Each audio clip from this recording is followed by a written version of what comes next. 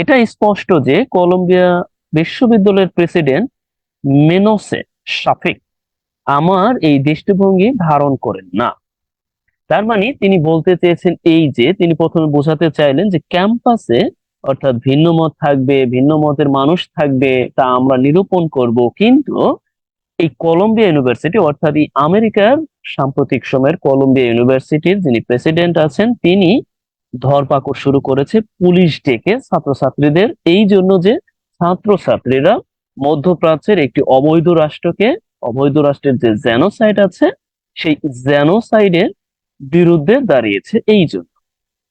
ওকে, যাই হোক, এটা স্পষ্ট যে কলম্বিয়া ইউনিভার্সিটির প্রেসিডেন্ট মেনো সাপেক এটা কি দৃষ্টিভঙ্গি ধারণ করেন না। তাহলে আমরা এখানে যা লিখতে পারি তা হলো আমরা কয়েকভাবে লিখতে পারি। ইট ইজ ক্লিয়ার, এটা দিতে পারি, দেখুন আমি অবলিক দিয়ে দিচ্ছি।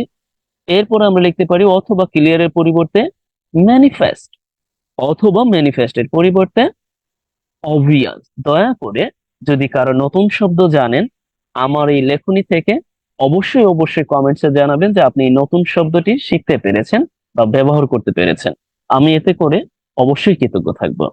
ওকে, তারপরে আমি পেলাম যে it is clear or manifest or obvious that, এটা স্পষ্ট যে কি, এখানে আমরা এর নামটা হচ্ছে নিয়ে আসবো, মেনোসে সাফিক এই নামটা নিয়ে আসবো, এরপর আমরা এই অংশটাকে অ্যাপোজিটিভ আকারে দিব।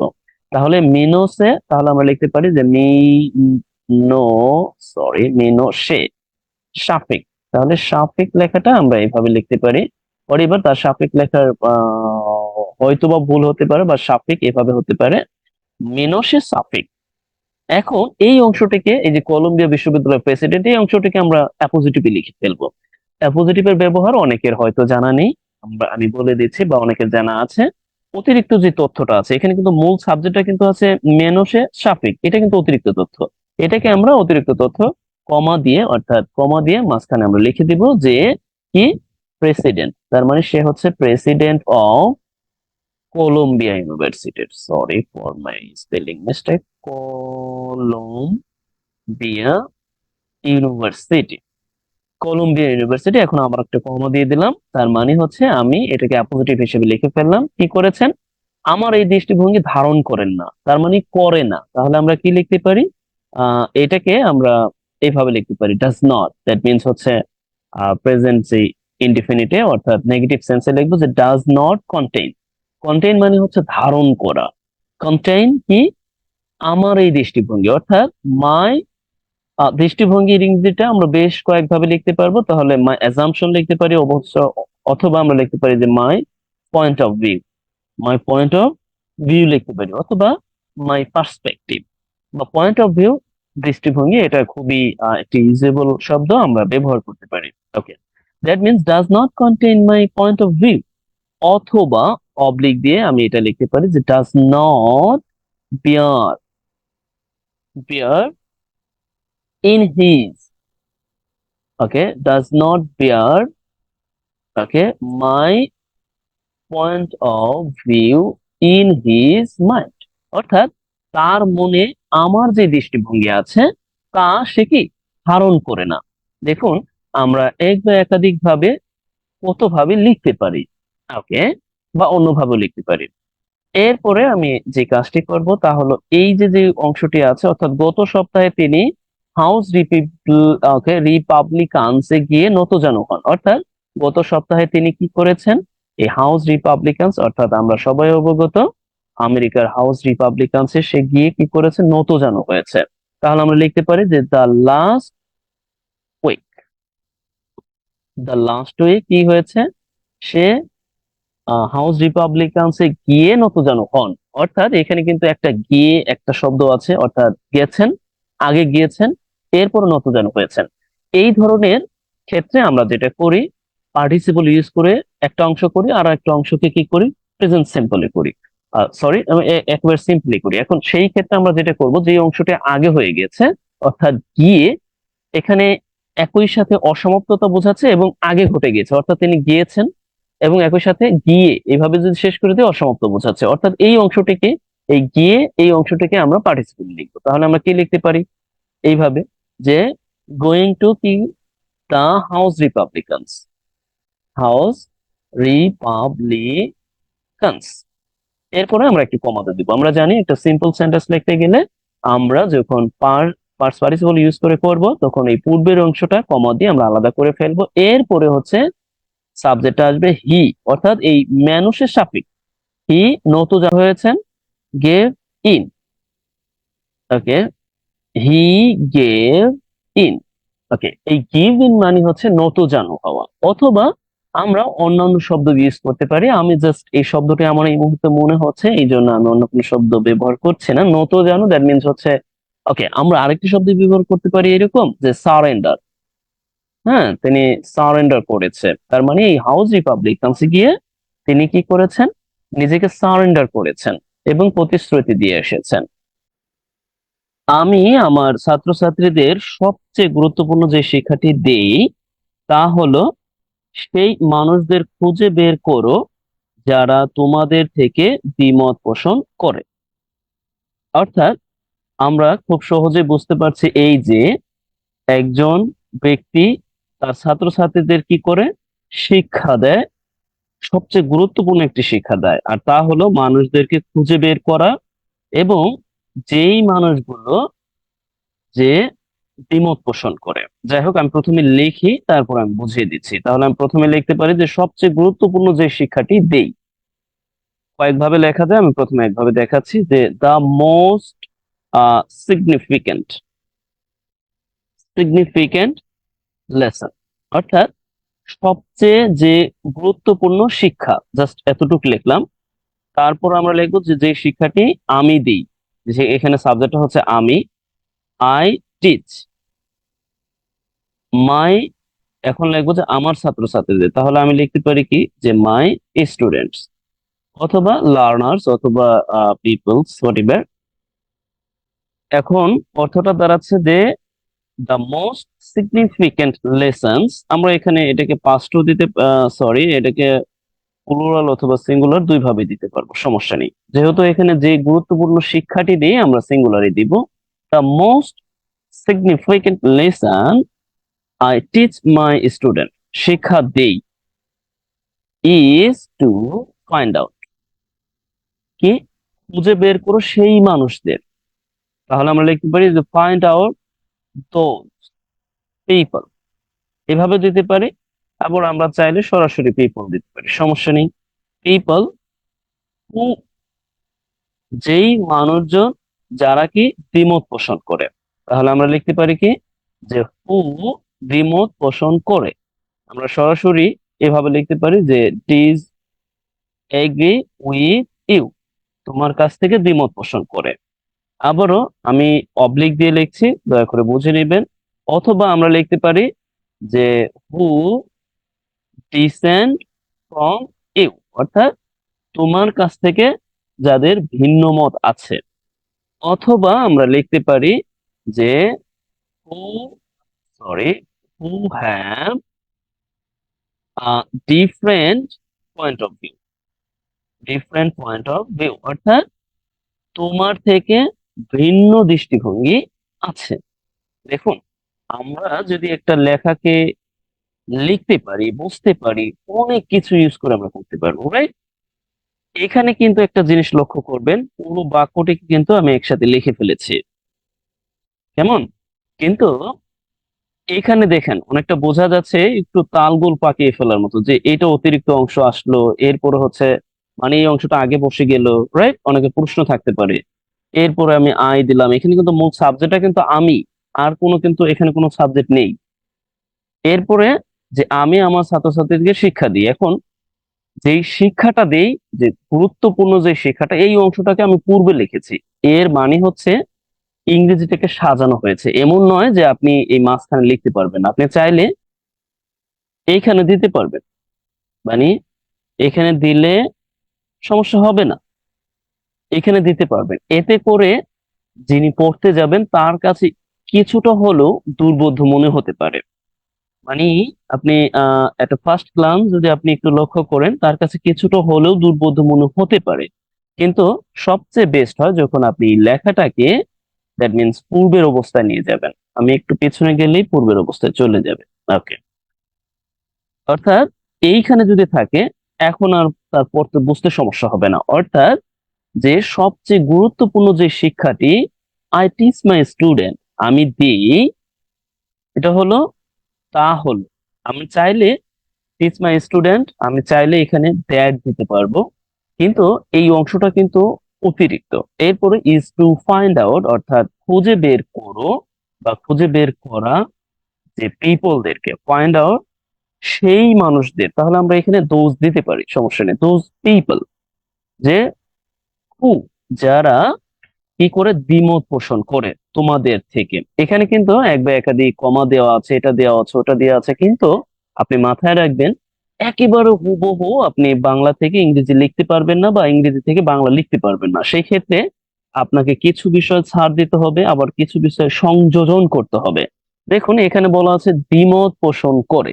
দ্বিমত পোষণের ইংরেজিটা হচ্ছে সাধারণত ডিসএগ্রি, যেমন দ্বিমত পোষণ করা। আবার আপনি যদি ডিসেন্ট দেন দ্যাট মিন ভিন্ন মত পোষণ করা। আবার যদি আপনি different point of view then that means হচ্ছে ভিন্ন দৃষ্টিভঙ্গি। ব্যাপারটা হচ্ছে আপনি কখন কোনটা ইউজ করবেন, দ্যাট মিনস যখন যেটা আপনার মনে পড়ে সেটাই আপনি ইউজ করতে পারবেন, এক্ষেত্রে কোনো সমস্যা হবে না। এরপরও এই অনুবাদ অংশটুকু নিয়ে যদি কারো প্রশ্ন থাকে, please make comments under the video. আমি সবসময় আপনাদের কাছ থেকে আশা করি যে সবসময় আপনারা কমেন্টস করবেন, সবসময় মানে আমাকে জানানোর চেষ্টা করবেন যে এখানে সমস্যা হচ্ছে বা এখানে আপনি বুঝতে পারছেন না। ওকে, নেক্সট উই সি, এখানে বলা আছে যে এর কারণ হলো, অর্থাৎ এর কারণ হলো শিক্ষার একেবারে গোড়ার বিষয় হলো একজনের ধারণা, অনুমান ও মূল্যবোধকে পরীক্ষা করা। দেখুন আমি আগে একটু বলে নিই, খুবই প্রয়োজনীয় একটি আর্টিকেল। এখানে বলা হয়েছে বর্তমানে যে জেনোসাইড, অর্থাৎ যে গণহত্যা চলমান আছে বৈশ্বিক রাজনীতিতে মধ্যপ্রাচ্যে, আমি দেশটির নাম না বললাম এতে করে আমার ইউটিউব ভিউ মানে চ্যানেল সমস্যা হতে পারে, এই জন্য আমি বলছি না। সেই অবৈধ রাষ্ট্রের যে গণহত্যা চলমান আছে সেই বিষয়কে কেন্দ্র করে আমেরিকায় ধরপাকড় শুরু হয়েছে। অর্থাৎ এই জেনোসাইডের বিপক্ষে যারা আছে তাদেরকে আমেরিকার বিভিন্ন বিশ্ববিদ্যালয়ের কর্তৃপক্ষ ধরে ফেলতেছে। সেই বেসিসেই সেই ধারণাটার বিপক্ষে গিয়ে এই আর্টিকেলটা লেখা হয়েছে যে আসলে যদি ক্যাম্পাসে ভিন্ন মতকেই যদি দমন করে রাখা হয় তাহলে সেখানে স্বাধীনতা কিসের, বা সেখানে নৈতিক বা শিক্ষারই মানটা কোথায়। পরিবার আমরা দেখি, তাহলে আমরা বুঝতে পারবো। ওকে, তার মানে এর কারণ হলো আমরা যা করতে পারি, এখানে দুটি বাক্য আছে, দুটি বাক্য আমরা আলাদা আলাদা করে রাখতে পারি, এতে করে বুঝতে সুবিধা হবে। ওকে, এর কারণ হলো, দেখুন এখানে কিন্তু যে দেয়নি, কিন্তু কিছু কিছু ক্ষেত্রে আপনি যদি যে অর্থাৎ দ্যাট ব্যবহার করেন সমস্যা নেই। আমরা এর লিখতে পারি কি, যে এর কারণ হলো, তাহলে আমরা লিখতে পারি যে the reason, reason or because হরিবার, তবে রিজন এখানে perfect, the reason of it is that, এইভাবে লিখতে পারি। অথবা আমরা লিখতে পারি, আমি অবলিক দিয়ে এক বা একাধিকবার লিখবো যাতে করে আপনারা এক বা একাধিক ভাবেই ব্যবহার করতে পারেন। ওকে, আমি কিন্তু এই অংশটাকে লিখছি।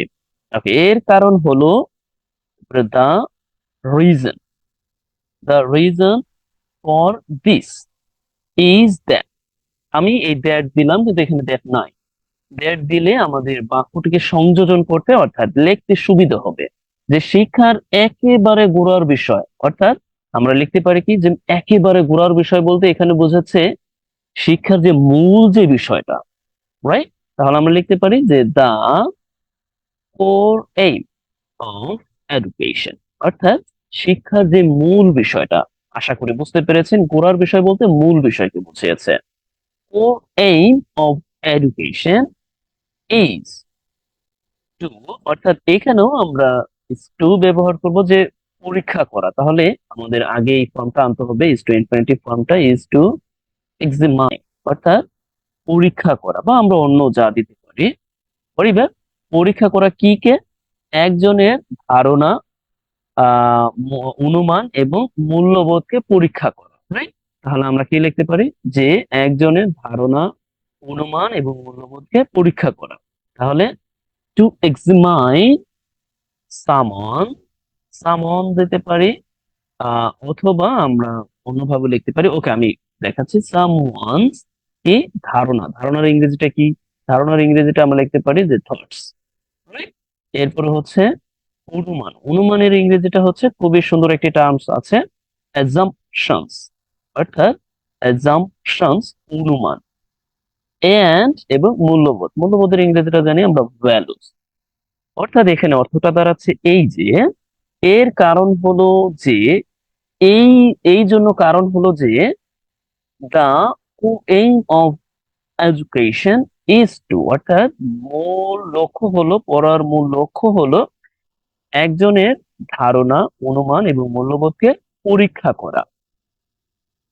is to examine someone's thought, assumptions and values. এখন আমরা এই সাম অনস যদি না দিই, দেখুন আমাদের অনেকে বুঝতে সমস্যা হতে পারে, সেই ক্ষেত্রে আমরা এইটা করব, thoughts, assumptions and values of an individual, এইভাবে দিতে পারি, ইন্ডিভিজুয়াল পার্সন। কোনো সমস্যা নেই, এই একই অর্থ দিচ্ছে। অর্থাৎ একজনের ভিন্ন মত, ধারণ, মূল্যবোধ এইগুলোকে কি পরীক্ষা করে ইভালুয়েট দিতে পারবো। দেখছেন কত অল্টারনেটিভ আছে। যখন আপনি জানতে পারবেন, বুঝতে পারবেন, দ্যাট মিনস আপনার অনেক অপশন আছে। আপনি খুব সুন্দরভাবে যে কোনো অনুবাদ, যে কোনো ফ্রি হ্যান্ড রাইটিং কে খুব তড়িৎ গতিতে এগিয়ে নিয়ে যেতে পারবেন, যদি আপনি নিয়মিত প্র্যাকটিস করেন, নিয়মিত ভিডিও দেখে একা একা প্র্যাকটিস করেন। ওকে, এখন আমি চেয়েছিলাম আপনাদের জন্য একটু কাজ রাখবো। এই কাজটি হচ্ছে, ওকে, না এটা আপনি পারবেন, অনেকের কষ্ট হবে, এটা আমি করে দিচ্ছি। এটা একটা প্রশ্ন, অর্থাৎ কারো ধারণা, অনুমান এবং মূল্যবোধ পরীক্ষা করার জন্য বিশ্ববিদ্যালয়ের চেয়ে আর ভালো যায়, ওকে, আর ভালো জায়গা আর কোথায়, অর্থাৎ এখানে প্রশ্নটা করেছে। তাহলে আমরা লিখতে পারি, প্রশ্ন করার ক্ষেত্রে আমরা জানি সাধারণত আমরা কিভাবে প্রশ্ন করে থাকি, আমাদের অনেকের জানা আছে, সেটা হচ্ছে ওয়্যার ইজ, যেহেতু আর ভালো জায়গায়, এখানে কম্পারেটিভ বোঝাচ্ছে বেটার প্লেস, কিসের চেয়ে? দেন ইউনিভার্সিটির চেয়ে। মানে এসে বলতে চেয়েছে যে ইউনিভার্সিটির চেয়ে কি আর কোনো ভালো জায়গা আছে? Okay, then university is to, okay, to, okay আমরা ইভালুয়েট দিই, সরি ইভালুয়েট, ওকে, ইভালুয়েট কারো, কারো বলতে সামওয়ান, আমরা এভাবে লিখতে পারি। সামওয়ান কি আমরা লিখতে পারি যে সামওয়ান, কি লিখতে পারি? থট, ধারণা, right.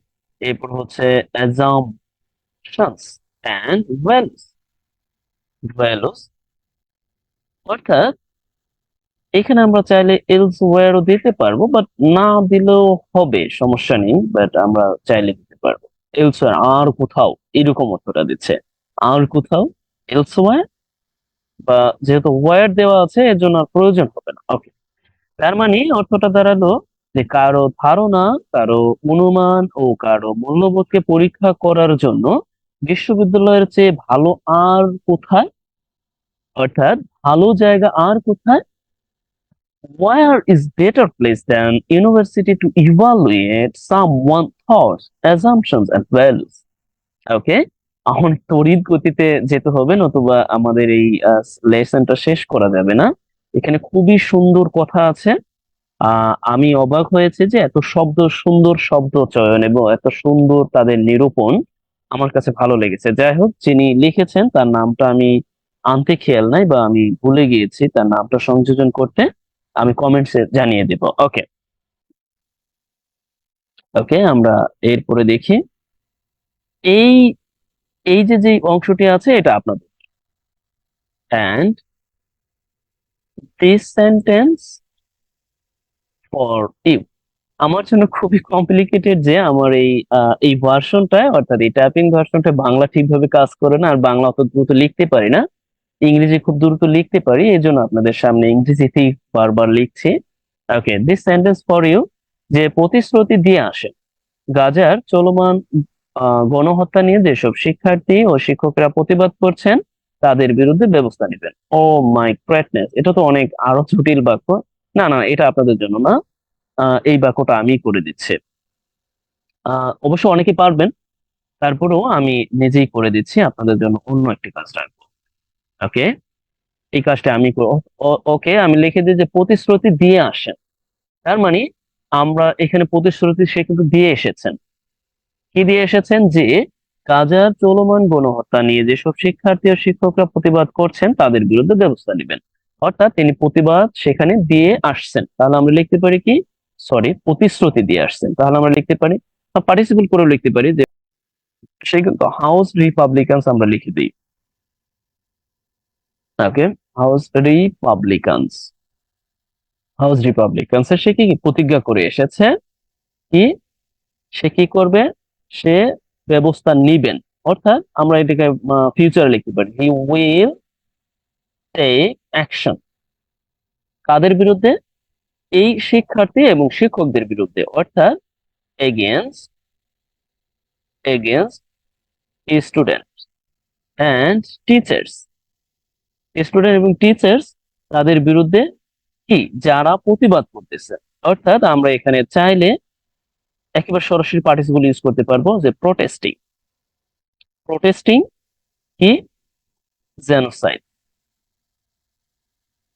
Genocide in, okay, genocide আমরা এখানে যেহেতু চলমান জেনোসাইড, দেখুন আমাদের, ওকে, এখানে কিন্তু চলমান জেনোসাইড, সুতরাং আমাদের লিখতে হবে the ongoing genocide. Genocide in Gaza. Gaza, অর্থাৎ তিনি এই হাউস রিপাবলিকানসে প্রতিশ্রুতি দিয়ে আসছেন এই যে সে ব্যবস্থা নিবে, অর্থাৎ তিনি ব্যবস্থা নেবেন, he will take actions against students and teachers protesting against the ongoing genocide in Gaza. অর্থাৎ গাজায় যে চলমান আহ ইয়ে আছে, যে, সরি আবার বলে ফেলছি, যে গণহত্যা চলমান আছে, সেই গণহত্যার বিরুদ্ধে যারা দাঁড়িয়েছেন তাদেরকে কি করবেন, তাদের বিরুদ্ধে ব্যবস্থা নেবেন। এইখানে আমি যেটা উজ্জ্ব রেখেছি, আবার একটু বলছি, এখানে আমি উজ্জ্ব রেখেছি হচ্ছে স্টুডেন্ট এন্ড টিচার্স, এইখানে উজ্জ্ব রেখেছি যে হু আর, এই অংশটাকে উজ্জ্ব রেখে আমি সরাসরি লিখে ফেলেছি। ওকে, পার্টিসিপল আমরা যখন ব্যবহার করব, আমরা যখন দেখব যে এক বা একাধিক বাক্যকে আমরা কমপ্লেক্স কম্পাউন্ডে লিখে ফেলেছি, তখন আমরা চেষ্টা করব পার্টিসিপল লিখতে, তখন এটাকে উজ্জ্ব রেখে সরাসরি ভার্ব ইউজ করে দিব, অর্থাৎ পার্টিসিপল করে দিব। ওকে, আশা করি বুঝতে পেরেছেন। এই বাক্যটিকে, এটাই আপনাদের কাজ, এই বাক্যটিকে আপনি অন্যভাবে লিখবেন। অর্থাৎ আপনি একটু ডিফারেন্ট ওয়ার্ডস ব্যবহার করবেন। আপনি যেমন এখানে আমি টেক অ্যাকশন দিয়েছি, আপনি অন্য কোনো শব্দ ব্যবহার করবেন। এখানে আমি যেমন দেখেন এখানে পার্টিসিপল ব্যবহার করেছি, এখানে আপনি কি করবেন, একটি ক্লোজ মার্কার আনতে পারেন, দ্যাট মিন্স ওই যে বললাম ক্লোজ মার্কার এনে তারপরে করতে পারেন। অন গোয়িং এর পরিবর্তে আপনি অন্য একটি শব্দ ইউজ করতে পারেন, এটাই হচ্ছে আপনার কাজ। তাহলে আপনার কাজ হচ্ছে যে প্রতিশ্রুতি দিয়ে আসেন কি, গাজার চলমান গণহত্যা নিয়ে যেসব শিক্ষার্থী ও শিক্ষকরা প্রতিবাদ করছেন তাদের বিরুদ্ধে ব্যবস্থা নিতেন। ওকে, আশা করি বুঝতে পেরেছেন। অনেক বড় আসলে, এতগুলো বা উল্লেখ্য এতগুলো অনুবাদ করতে গেলে অনেক বড় একটি ভিডিও হয়ে যাবে আপনাদের। আমি জানি না কতটুকু আপনারা নিতে পারবেন। উল্লেখ্য, গাজা ইসরায়েলি গণহত্যা এ পর্যন্ত 34,000-এর বেশি মানুষ নিহত হয়েছেন, যাদের বেশিরভাগই নারী ও শিশু। এর চেয়ে করুণ, এর চেয়ে নিদারুণ, এর চেয়ে ভয়াবহতা, এর চেয়ে গণহত্যা, এর চেয়ে বিশ্ব রাজনীতির মানবিক সংকট আর হয়তো কোথাও ঘটেনি, আর ঘটার সম্ভাবনাও নেই। হয়তোবা আছে, কিন্তু এর চেয়ে বড় দুর্ঘটনা আদৌ ঘটে। খুবই কষ্ট হয়, ভাবতেও কষ্ট লাগে যে আসলে কি ঘটছে। আমরা সবাই অবগত, কিন্তু নির্বাক। মধ্যপ্রাচ্য অবগত, কিন্তু তারা নির্বাক। যাই হোক, উল্লেখ্য, উল্লেখ্য এই ক্ষেত্রে আমরা লিখতে পারি যে, মানে উল্লেখ্য বলতে আমরা লিখতে পারি যে মেনশন। আমরা এইভাবে লিখতে পারি যে মেনশন, অথবা মেনশন দ্যাট, এইভাবে লিখতে পারি। অথবা আমরা এইভাবে লিখতে পারি যে it is above mention that. অর্থাৎ এটা উপরে উল্লেখিত যে গাজা ইসরায়েলি গণহত্যা এ পর্যন্ত এত হাজারের বেশি মানুষ নিহত হয়েছে। অর্থাৎ এখানে সাবজেক্টটা হচ্ছে এত হাজারের বেশি মানুষ, অর্থাৎ আমরা লিখতে পারি কি, মোর দেন কত? মোর দেন 34,000 থাউজেন্ডস কি মানুষ, পিপল ওয়ার কিল্ড, নিহত হয়েছে। কি ওকে, আমি নামটি না বলি, এই অবৈধ রাষ্ট্রের গণহত্যায়, তাহলে আমি কি লিখতে পারি যে কিল বাই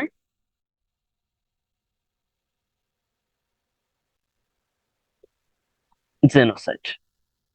আশা করি টেক ইট ইজি, কারণ এই নামটি বারবার উচ্চারণ করলে আমার ইউটিউব চ্যানেলে প্রবলেম হতে পারে, এই জন্য আমি অ্যাভয়েড করে যাচ্ছি। ওকে, বাই জেনোসাইড। ওকে, এরপরে আমরা লিখতে পারি কি, ওকে, এখানে কিন্তু এই যে এই একটা ব্যাপার আছে, যাদের বেশিরভাগ হচ্ছে নারী ও শিশু, অর্থাৎ এই নারী ও শিশু আমরা কিন্তু এইখানে দিব, অর্থাৎ এই পিপল এর পরে দিব, যে পিপল আছে এইখানে লিখতে হবে, অর্থাৎ আমরা এখানে একটু অতিরিক্ত অংশ হিসেবে লিখতে পারি যে them most of them are কি ও মেন অ্যান্ড চিলড্রেন। আশা করি বুঝতে পেরেছেন, আমরা ইনভাইটেড এই সরি কমা দিয়ে আমরা আটকে দেবো, এটা অতিরিক্ত information. Most of them are অর্থাৎ অধিকাংশই কি নারী এবং শিশু। আশা করি বুঝতে পেরেছেন। ওকে, এরপর আমরা দেখি, এরপর আছে যে পরের দিনই তিনি ক্যাম্পাসে নিউ ইয়র্ক পুলিশকে ডেকে আনে। ওকে, এই কাজটিও আপনাদের জন্য। এটা হচ্ছে 2 নম্বর, অর্থাৎ প্রথমে একটি দিয়েছি, এটা হচ্ছে আবারও 2 নম্বর কাজ। And this sentence is for you, এটা আপনার কাজ, অর্থাৎ পরের দিন। আমি জাস্ট পরের দিনের ইংরেজিটা লিখে দিই, দা নেক্সট ডে। ওকে, এরপর আমরা দেখি যে প্রতিবাদ কর্মসূচিতে নেওয়া 100-এরও বেশি শিক্ষার্থীকে আটক করেছে।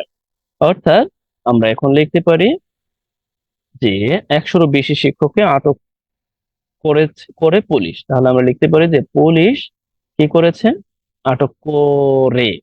করে অর্থাৎ আমরা পাঁচটি লিখতে পারি যে ডিটেইন, আটক করা, ডিটেইন কাউকে আটক করা বা কট বডিবে, ডিটেইন কত, মোর দেন 100 স্টুডেন্টস, যারা কি শান্তিপূর্ণ প্রতিবাদে অংশ নেওয়া। ওকে, এই নেওয়া ইংরেজিটা কিভাবে লিখবো, এই নেওয়া ইংরেজিটাকে আমরা পার্টিসিপেট লিখবো, যে taking part in peaceful peaceful শান্তিপূর্ণ প্রতিবাদ, ডেমনস্ট্রেশন, শান্তিপূর্ণ প্রতিবাদে, অর্থাৎ শান্তিপূর্ণ প্রতিবাদ কর্মসূচিতে, ডেমনস্ট্রেশন কর্মসূচিতে এই অংশ নেওয়ায়, প্রতিবাদ ওকে কর্মসূচি, সেই ক্ষেত্রে পিসফুল ডেমনস্ট্রেটিভ ডেমনস্ট্রেটিভ প্রোগ্রাম। আশা করি টেক ইট ইজি। প্রোগ্রামে অংশ নেওয়ায় কি হয়েছে, এই পুলিশ তাদেরকে ধরেছে 100 জনেরও বেশি শিক্ষার্থীকে। যাই হোক, এখানে এরপর আছে আমরা কি এই বিষয়ে স্পষ্ট হতে পারি, যদি আপনাদের সময় থেকে করবেন, কারণ অনেক বেশি সময় হয়ে গিয়েছে। এরপরে হচ্ছে, ওকে একটু বলি, গাজায় গণহত্যার বিরুদ্ধে প্রতিবাদ করা মানে সেমিটিক বিরোধী বা ইহুদি বিরোধী মনোভাব প্রকাশ করা নয়। এরপরে হচ্ছে বলা হয়েছে যে এই প্রতিবাদের সঙ্গে হেইট স্পিচ বা ঘৃণা ব্যঞ্জক বক্তব্যের কোনো সম্পর্ক নেই। যাই হোক, আমি একটু অ্যাভয়েড করে গেলাম, কারণ অনেক বড় ভিডিও হয়ে যাবে। আশা করি টেক ইট ইজি। আর আপনার জন্য যে কাজ দুটো আমি দিয়েছি, এখানে একটি কাজ দিয়েছি যে আপনি লিখবেন, এই এই বাক্যটিকে লিখবেন কি, এখানে লেখা আছে কিন্তু আপনি আপনার মতো করে লিখবেন, রাইট? এটাই হচ্ছে আপনার জন্য শিক্ষা। আর দ্বিতীয় বাক্যটি হলো, ওকে, এই বাক্যটিও আপনার জন্য, এই বাক্যটি আপনি লিখবেন। Take it easy. আর অবশ্যই আমার ভিডিওটি যদি ভালো লাগে, আমি আশা করব আপনারা প্রত্যেকেই চেষ্টা করবেন শেয়ার করতে এবং কমেন্টস করতে। আমি আপনাদের চাহিদা অনুযায়ী ভিডিও বানাবো, এবং কি আমি এটাও ভেবে নিয়েছি যে প্রতিটা পরীক্ষার যেই ট্রান্সলেশন আছে বাংলা থেকে ইংরেজি, ইংরেজি থেকে বাংলা, সেই বিষয়গুলোকে মাথায় রেখেই আমি আমার এই লেসন গুলো সাজাবো, এবং যাতে আপনারা খুব সহজভাবেই এই বিষয়গুলোকে আত্মস্থ করতে পারেন, ধারণ করতে পারেন।